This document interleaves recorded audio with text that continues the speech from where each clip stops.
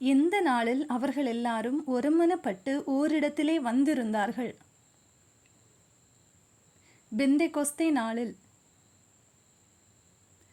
வானத்திலிருந்து சடுதியாய் உண்டானது எது? முழக்கம். வானத்திலிருந்து உண்டான முழக்கம் எப்படி இருந்தது?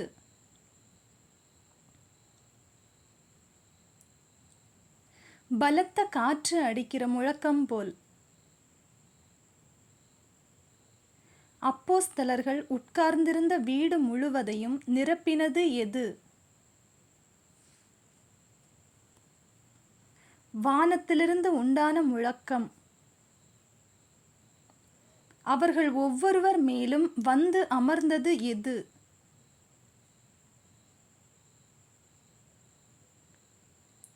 அக்கினிமயமான நாவுகள் போல பிரிந்திருக்கும் நாவுகள்.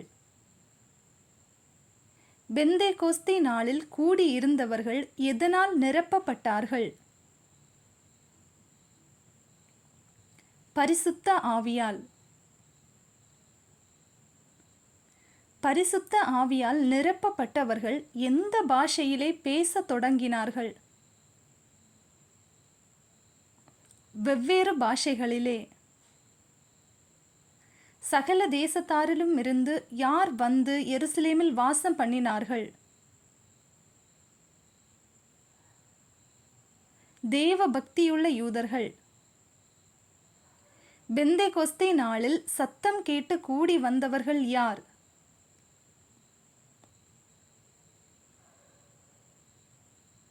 திரளான ஜனங்கள். வெவ்வேறு பாஷைகளை பேசினவர்கள் யார்? கலிலேயர். சிரேனே பட்டணத்தை சுற்றி இருக்கிறது எது? லீபியா. வெவ்வேறு பாஷைகளிலே என்ன பேசினார்கள்? தேவனுடைய மகத்துவங்களை.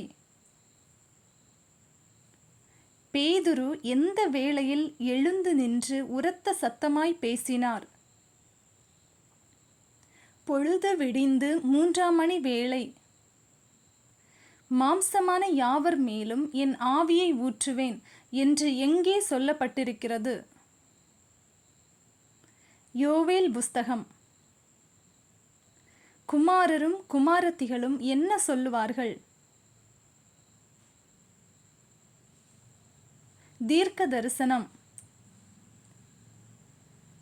மூப்பர்கள் எதை காண்பார்கள்? சொப்பனம். கடைசி நாட்களில் வானத்தில் எவைகளை காட்டுவார்? அற்புதங்களை. கடைசி நாட்களில் பூமியில் எவைகளை காட்டுவார்? அதிசயங்களை.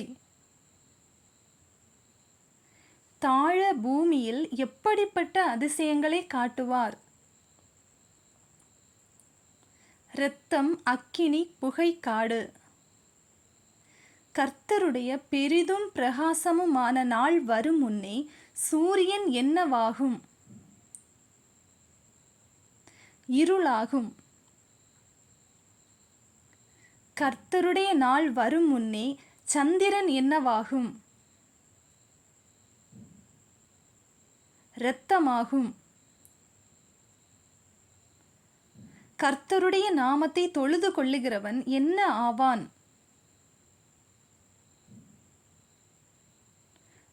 ரட்சிக்கப்படுவான். தேவன் நிர்ணயித்திருந்த ஆலோசனையின்படியேயும் அவருடைய முன்னறிவின்படியேயும் ஒப்பு கொடுக்கப்பட்டது யார்? இயேசு. யாருடைய கைகளினால் இயேசு சிலுவையில் ஆணியடித்து கொலை செய்யப்பட்டார்?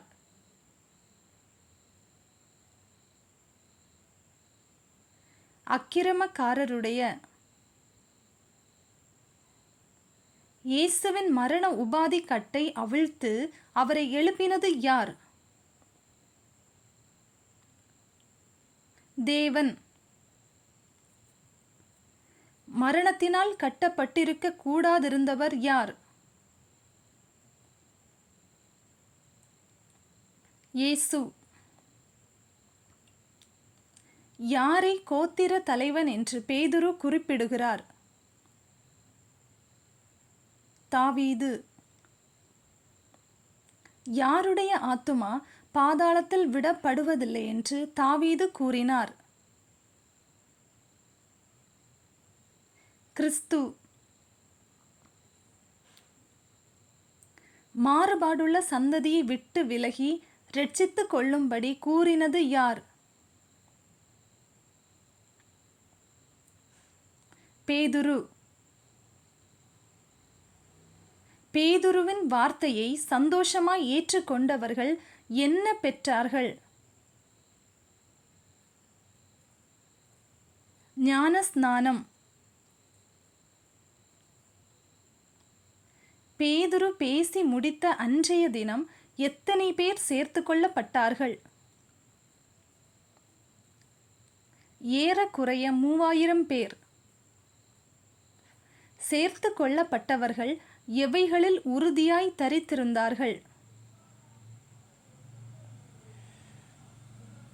அப்போஸ்தலருடைய உபதேசம், அந்நியோன்யம், அப்பம் பிட்குதல், ஜெபம் பண்ணுதல். அநேக அற்புதங்களும் அடையாளங்களும் யாராலே செய்யப்பட்டது? அப்போஸ்தலர்களாலே. யார் ஒருமித்திருந்து சகலத்தையும் பொதுவாய் வைத்து அனுபவித்தார்கள்? விசுவாசிகள். இரட்சிக்கப்படுகிறவர்களை அனுதினமும் சபையிலே சேர்த்து கொண்டது யார்? கர்த்தர். எங்கே அப்பம் பிட்டு மகிழ்ச்சியோடும் கபடமில்லாத இருதயத்தோடும் போஜனம் பண்ணினார்கள்? வீடுகள் தோறும். கர்த்தர் வரவழைக்கும் தூரத்திலுள்ள யாவருக்கும் உண்டாயிருக்கிறது எது? வாக்குத்தத்தம். ஞான ஸ்நானம் பெறும் பொழுது எதனை பெறுவீர்கள் என்று பேதுரு கூறினார்? பரிசுத்த ஆவியின் வரம். எதற்கென்று ஞானஸ்நானம் பெற வேண்டும் என்று பேதுரு கூறினார்? பாவ மன்னிப்புக்கென்று.